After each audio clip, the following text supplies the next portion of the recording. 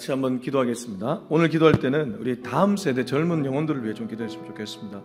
우리 교회도 하나님이 보내주신 우리 예배팀의 젊은 형제들 자매들이 있습니다. 이들이 한국교회의 미래인 줄로 저는 믿습니다. 우리만 신앙생활 잘하고 끝나는 것이 아니라 이 아이들에게, 이 젊은이들에게 믿음의 유산을 물려줘야 될 줄로 믿습니다. 우리 시간에 함께 기도할 때 주님, 교회가 정말 교회다워진다는 것은 그만큼 교회를 통해 다음 세대의 신앙 계승이 이루어진다는 것을 의미한 줄로 믿습니다. 우리들의 신앙이 그냥 우리들에서 끝나지 않도록 도와주시고, 정말 이 교회뿐만 아니라 한국교회 전역에 다음 세대들이 다시 한번 일어날 수 있게 해달라고 우리 다 같이 기도하시겠습니다. 하나님 아버지, 이 시간에 주님 앞에 엎드리며 기도합니다. 주님은 지금도 젊은 영혼들을 보고 계신 줄로 믿습니다. 10대부터 20대, 30대까지 이르기까지 모든 이 1030을 일으켜 주시옵소서. 하나님, 저희 교회에도 젊은 우리 영혼들이 꽤 많이 있습니다. 하나님, 아직 교회는 그렇게 크다고 말할 수는 없겠지만 그래도 이 개척교회에 하나님께서 보내주신 젊은 아버지 하나님 귀한 영혼들이 있습니다. 이 한 영혼 한 영혼을 우리가 주님의 심장과 주님의 마음으로 잘 케어하며 이들의 영혼을 키워나갈 수 있기를 원합니다. 우리가 키우는 건 아닐 겁니다. 주님이 키워주실 겁니다. 주님께 맡기며 아버지 하나님 신앙의 본을 보일 수 있는 아버지 우리 모두가 되게 하여 주시옵소서. 한마디 말을 하더라도 따뜻한 말 한마디 건넬 수 있도록 도와주시고, 저들의 영혼을 위해 눈물로 기도의 씨앗을 뿌릴 수 있는 우리가 되게 하여 주시옵소서. 하나님 아버지, 교회가 미래가 있다는 것은 다음 세대가 들끓을 때 우리가 미래가 있다고 말할 것입니다. 저희 더 바이블 처치에 그런 영혼들을 보내주심에 감사합니다. 하나님, 물론 교회는 어르신들의 역할도 중요하고 또 허리가 되는 중년들의 역할도 중요하지만 이 젊은 층청들, 청년들과 청소년들의 역할은 더 중요한 줄로 믿습니다. 이들이 교회에 들락날락거리면서 하나님의 말씀으로 은혜를 받고 그들의 영혼이 커가는 모습을 볼 때 어른들도 흡족하며 흐뭇할 줄로 믿습니다. 하나님, 다음 세대의 신앙 계승을 반드시 성공할 수 있는 우리 더 바이블 처치가 되게 하시고 이 땅의 한국교회가 되게 하여 주옵소서. 그러려면 우리가 신앙의 본을 보여야 될 것입니다. 말을 많이 하기보다는 그들에게 뒷모습을 아름답게 보여줄 수 있는 우리 한 명 한 명 다 되게 하여 주옵소서. 이 모든 말씀 예수님의 이름으로 기도합니다. 아멘. 네, 하나님 말씀 보겠습니다. 오늘은 예레미야입니다. 우리가 예레미야를 본다는 것이 아니고 일단은 33장인데요. 33장 1절부터 3절인데요. 베이직교회, 우리는 베이직 형제교회라서 이 본문을 좀 같이 가고 있는데 베이직교회가 2024년 1월 1일부터 세일의 기도회를 시작하는데 이 기도를 주제로 말씀을 이제 나눕니다. 그래서 이제 우리 형제교회들도 기도와 관련된 본문을 함께 공유하고 나누기로 했습니다. 그래서 첫 번째 스타트가 예레미야 33장 1절부터 3절입니다. 우리 예레미야 33장 1절부터 3절 다 같이 시작. 예레미야가 아직 시위대 뜰에 갇혀 있을 때에 여호와의 말씀이 그에게 두 번째로 임하니라. 이르시되 이를 행하시는 여호와, 그것을 만들며 성취하시는 여호와, 그의 이름을 여호와라 하는 이가 이와 같이 이르시도다. 너는 내게 부르짖으라. 내가 내게 응답하겠고 내가 알지 못하는 크고 은밀한 일을 내게 보이리라. 아멘. 사람이 고통당하면 고통이 너무 커 보이기 때문에 하나님이 멀리 느껴질 때가 있습니다. 요나 같은 경우에 하나님이 말씀하셨음에도 불구하고 내 생각이 너무 강하다 보니까 하나님의 말씀에 정반대로 가버렸죠. 이런 경우뿐만 아니고 고통을 당할 때 하나님을 이렇게 잊어버리는 그런 모습들이 종종 목격됩니다. 이를테면 출애굽한 이스라엘 백성들이 출애굽 이후에 가나안 땅이 바로 나타나지 않았고 광야라는 이 40년의 기간을 보내면서 이 고통의 광야를 보내며 다시 애굽으로 돌아갈까 이런 생각이 자꾸 들었다는 것이죠. 근데 또 한편으로 이런 것이 있습니다.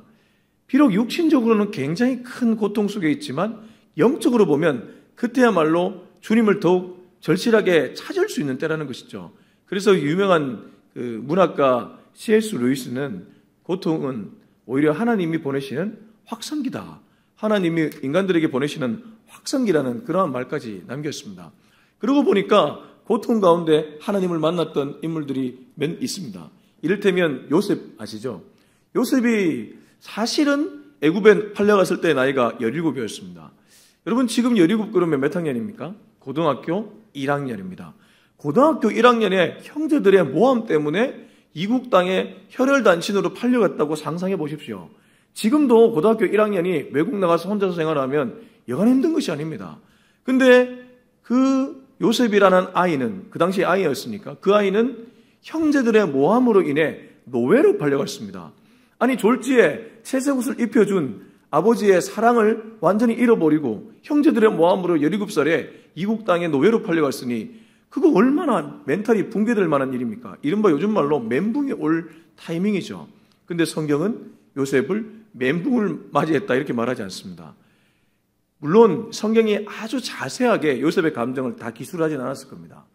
굵직하게 요셉에게 일어났던 일들을 표현해 나갔는데 그 내용을 살펴보면 요셉은 하나님과 동행했다는 기록이 굉장히 많이 나옵니다. 그게 무엇입니까? 비록 내 인생 고통으로 지금 점철되어 가는 것 같지만 아니, 하나님이 나와 함께하고 있다. 그래서 제가 많은 곳에 은혜가 넘치고 고통이 있을 때 오히려 그곳에서 하나님의 은혜를 더 깊이 경험할 수 있다는 것입니다. 제가 이 얘기를 드리는 이유는 오늘 1절 때문입니다. 1절 한번 보실까요? 시작.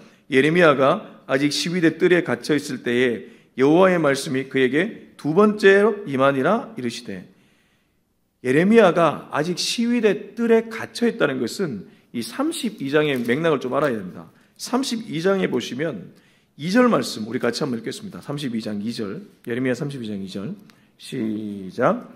그때에 바벨론 군대는 예루살렘을 에워싸고 선지자 예레미야는 유다의 왕의 궁중에 있는 시위대 뜰에 갇혔으니. 자, 지금 상황이 어떻습니까? 모르긴 해도 우리가 예레미야의 전후 문맥을 잘 모른다고 해도 2절 말씀만 딱 봐도 알 수 있는 게 있죠.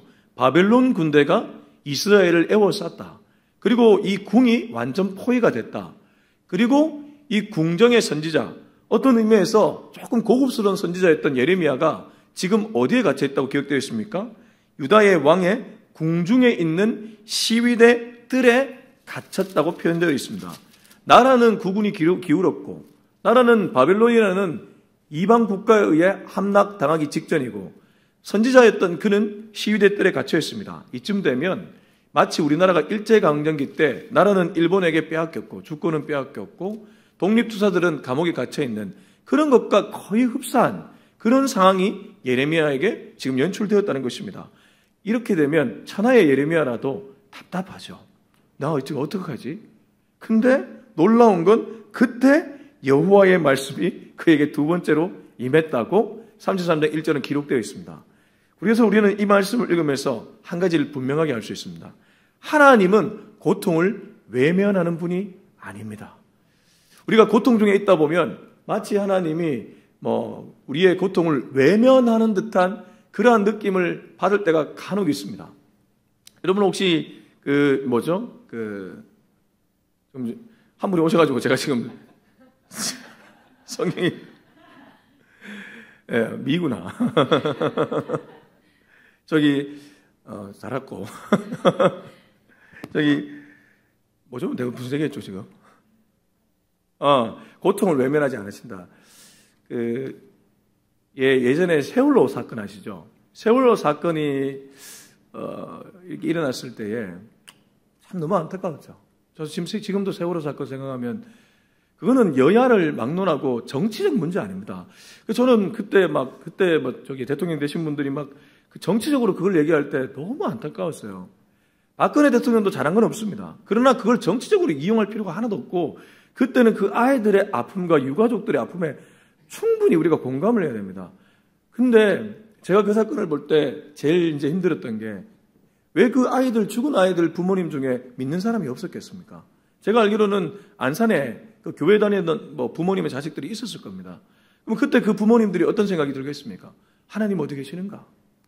내 아이가 저렇게 죽어가는 거, 하나님 저렇게 어린 아이가 죽어갈 때 어디 계셨습니까? 근데 제가 알고 있는 어떤 신약학자가 한 분이 계시는데 그분이 너무 이렇게 의미심장한 말을 남기셨어요. 하나님은 아이들이 잠긴 물속에 함께 계셨다. 우리가 얼핏 들으면 와닿지 않은 것 같지만 십자가에 달린 예수 그리스도는 십자가에 달렸다는 것 자체가 십자가가 가장 큰 고통입니다. 그 고통은 인간이 당할 수 있는 최고의 고통과 비교할 수 없는 고통입니다.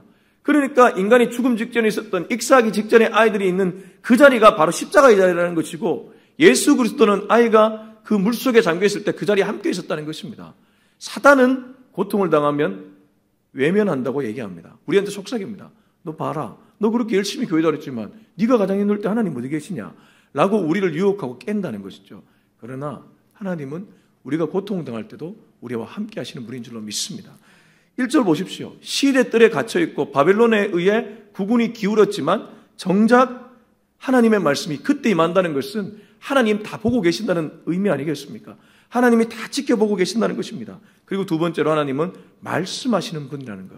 말씀하신다는 것은 말씀에 소망을 두라는 것입니다.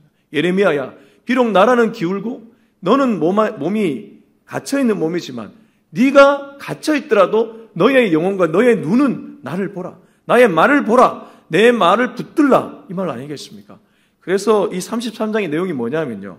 그 33장 위에 말 보면 파란색 글씨로 이스라엘과 유다의 회복에 대한 언약입니다. 지금 이스라엘이 회복이 아니라 현실적으로 보면 바벨론에 포위당하고 있고 예레미야는 갇혀 있습니다. 근데 그 상황에서 하나님은 오히려 회복의 메시지를 예레미야에게 주고 있다는 것입니다. 그래서 고통은 고통으로 절대 끝나지 않습니다. 보이지 않는 고통의 터널을 보내고 계시는 분, 터널이 끝나지 않을 것 같지만 반드시 끝난다는 것입니다. 그래서 제가 너무 안타까운 사건을 이번에 접하게 되었습니다. 여러분 아시는 이선균 씨. 잘한 건 아닙니다. 마약을 하셨다면 분명히 잘못했죠. 그러나 자살로 생을 마감하는 것은 더 안타까운 일입니다. 너무 안타깝지 않습니까? 그분이 지금까지 그 영화로 또 드라마로 우리들에게 얼마나 그 좋은 것들을 많이 주었습니까? 선물로. 그 사람의 그런 인생을 우리가 함부로 말할 수 없는데, 물론 지금 뭐 잘했다는 건 아닙니다. 마약했다는 것이. 그 시기를 잘 견뎌내고 끝까지 인내했다면 분명히 하나님은 그 사람을 통해 또 다른 일을 하셨을 겁니다. 그리고 나는 그 사람이 이번 기회를 통해 좀 예수 그리스도를 만났으면 좋았을 텐데 이런 생각을 너무 많이 했습니다. 이성규 씨 주변에 있는 연예인들 뭐 했습니까? 그러니까 우리가 연예인들 지금 힘든 시간을 보내고 있는 사람이 있다면 복음 전해야 됩니다. 복음만이 유일하게 희망이기 때문입니다. 자, 우리 2절 3절 읽어보겠습니다. 2절 3절 시작. 이를 행하시는 여호와, 그것을 만들며 성취하시는 여호와, 그의 이름을 여호와라 하는 이가 이와 같이 이르시도다. 너는 내게 부르짖으라. 내가 내게 응답하겠고 내가 알지 못하는 크고 은밀한 일을 내게 보이리라. 자, 여기서 하나님은 이 예레미야에게 자신이 누구신지를 알려줍니다. 앞서 말한 것처럼 고통 속에 사탄이 자꾸 깨죠. 하나님 어디 계시냐? 그러나 하나님은 말씀하시면서 예레미야에게 얘야, 내가 누군가? 2절 보시면 일을 행하시는 여호와, 그것을 만들며 성취하시는 여호와, 그의 이름을 여호와라 하는 이가 이와 같이 이르시도다. 그분은 내가 가장 힘들 때 나를 통해 오히려 일을 할 수 있는 분이라는 것입니다. 그분은 일을 멈추시는 분이 아니라 오히려 내가 약해졌을 때 나는 무기력해서 아무것도 못하는 상황에 놓여 있을지 몰라도 그분을 바라보기만 하면 반드시 일을 하시는 분이라는 것입니다. 얼마나 위로가 되는 말씀입니까? 그래서 저는 이 예레미야서 33장 2절 3절은 우리가 평생에 붙들어도 괜찮을 말씀이라고 생각이 듭니다. 그리고 이제 가장 중요한 3절 한 번만 더 읽어보겠습니다. 3절 시작. 너는 내게 부르짖으라. 내가 내게 응답하겠고 내가 알지 못하는 크고 은밀한 일을 내게 보이리라. 자, 여러분, 우리가 하나님이 일하실 때 하나님의 모든 일하시는 것을 일반적으로 신학적으로 섭리라고 부릅니다. 섭리.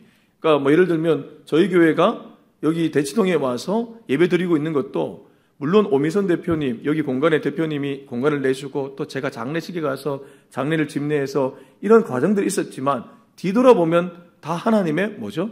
섭리죠. 그러니까 하나님의 섭리는 사실 섭리 아닌 것이 없습니다. 여러분이 지금 여기 서 있는 거, 앉아 있는 거 모든 것이 하나님의 섭리인데 근데 그러면 이제 이런 질문이 우리에게 됐더랍니다. 아니 하나님이 다 하실 거면 나는 뭘 해야 되는가? 내가 이래도 하나님은 일할 거고 저래도 하나님이 일할 거면 나는 아무것도 안 해도 되지 않는가? 이러한 질문들이 생길 수 있다는 것이죠. 근데 하나님은 이 섭리, 당신의 역사를 써내려 가실 때 인간들의 기도를 통해 일하기를 즐겨하십니다. 그래서 혹자는 이런 얘기를 합니다. 하나님의 섭리 안에는 기도가 포함되어 있다. 하나님의 섭리 안에는 기도가 포함되어 있다는 것입니다. 지금 33장 3절에 보면 예레미야에게 뭐라고 얘기하십니까? 너는 내게 부르짖으라고 얘기합니다. 물론 하나님은 이미 작정하셨습니다. 뭘 작정하셨습니까? 비록 너희들이 바벨론에 포위되어 있고 너는 시위대 뜰에 갇혀 있지만 내가 너를 건져낼 것이고 너의 나라도 회복시켜 줄 것이다. 작정하셨습니다. 그러나 그 작정을 이뤄가는 과정 중에 예레미야에게 부르짖으라고 얘기하는 것입니다. 다르게 말하면 우리가 어떤 상황에서 벗어나고 회복이 될 때 그냥 회복되는 것이 아니라 하나님의 약속의 말씀이 있다고 하더라도 부르짖으라는 것입니다. 네가 내게 부르짖을 때 나는 너의 그 부르짖음을 통해 일하겠다. 그래서 너는 내게 부르짖으라. 내가 내게 응답하겠고 내가 알지 못하는 크고 은밀한 일을 내게 보일 것이다. 근데 여기서 부르짖는다는 것, 이거 조금 중요하거든요. 우리가 기도하다 보면 간혹 좀 점잖게 기도하는 분들 많이 계시죠. 물론 상황에 따라 조금 점잖게 기도해야 될 때도 있습니다. 근데 지금 이 상황 어떤 상황입니까? 절체절명의 상황입니다.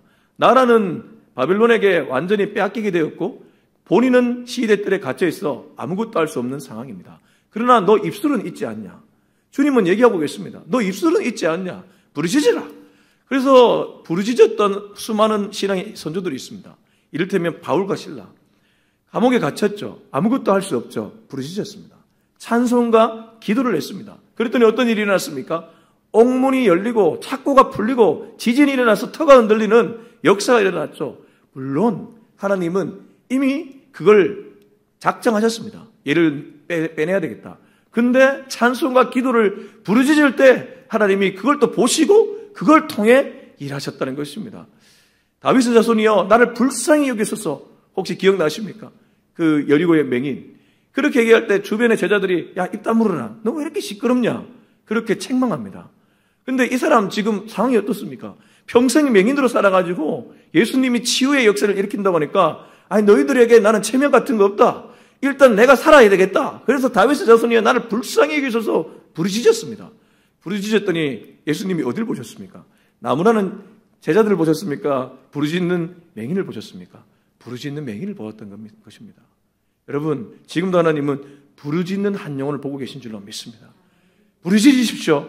정말 부르짖어 기도하십시오. 하나님이 일하실 것입니다. 그리고 그 부르짖는 내용이 무엇입니까? 내가 내게 응답하겠고 내가 알지 못하는 크고 은밀한 일을 내게 보일 것이다. 여기 내가 내게 응답하겠고 내가 알지 못하는 크고 은밀한 일을 내게 보일 것이다. 이 말씀 때문에 옛날에 목사님들이 이걸 통해서 부흥사들이 이제 설교를 많이 하셨는데 근데 사실 이거 크고 은밀한 일, 대단한 물질적 풍요가 아니고요. 이거 그냥 유다가 회복되는 것입니다. 유다가 회복되는 게 은밀한 일이고 비밀스러운 일이라는 거죠. 왜냐하면 당장에는 회복이 안 보이거든요. 당장의 회복이 아니라 멸망이거든요. 근데 소망을 얘기하고 있기 때문에 이게 크고 은밀한 일입니다. 이게 무슨 말입니까? 내 나라의 확장이 아니고 하나님 나라의 확장이 크고 은밀한 일이라는 것입니다. 그래서 우리가 부르짖어 기도할 때 조심해야 될 것 중에 하나는 내 욕망이 확장되는 기도를 올려서는 안 될 것입니다. 여러분 성숙한 기도가 무엇입니까? 하나님 나라를 붙드는 기도가 성숙한 기도인 줄로 믿습니다. 그래서 기도의 최고봉은 겟세마네 동산의 예수님의 기도인 것입니다. 예수님이 나의 뜻대로 마시고 아버지의 뜻대로 하옵소서. 나의 나라가 아니라 아버지의 나라가 이루어지게 하여 주옵소서. 그렇습니다.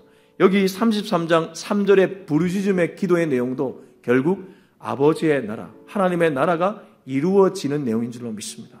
그래서 저와 여러분이 오늘도 기도의 자리에서 하나님께 올려드릴 기도가 있다면 주님, 오늘도 내 삶을 통해 하나님의 나라가 이루어지게 하여 주옵소서. 그런 기도를 올려드릴 수 있는 저와 여러분 될 수 있길 예수님의 이름으로 축복합니다. 우리 같이 기도하시겠습니다. 이제 기도할 때 주님, 오늘도 우리가 기도할 때 기도의 자리에서조차 나의 욕망을 쏟아내는 것이 아니라 정말 하나님이 원하시는 것이 무엇인지를 깊이 고민하며 하나님 앞에 하나님의 나라의 확장을 놓고 부르짖어 기도할 수 있는 우리가 되게 하여 주옵소서. 우리 같이 기도하시겠습니다. 하나님 아버지, 오늘도 주님 앞에 우리 더바이블 처치가 하나님의 나라를 위해 해야 될 일이 무엇인지를 아버지 하나님 부르짖을 수 있기를 원합니다. 내가 나의 손자리에서 하나님의 나라를 위해 해야 될 일이 무엇인지를 부르짖을 수 있기를 원합니다. 너는 내게 부르짖으라. 네가 알지 못하는 크고 은밀한 일을 내게 보일 것이다. 주님, 나도 모르는 사이에 크고 은밀한 일에 마치 내가 원하는 것을 아버지 하나님 넣을 때가 있지는 않습니까? 그러나 주님, 내가 원하는 대로 되지 않더라도 하나님 나라가 이루어진다면 이미 그 기도 응답받은 기도인 줄로 믿습니다.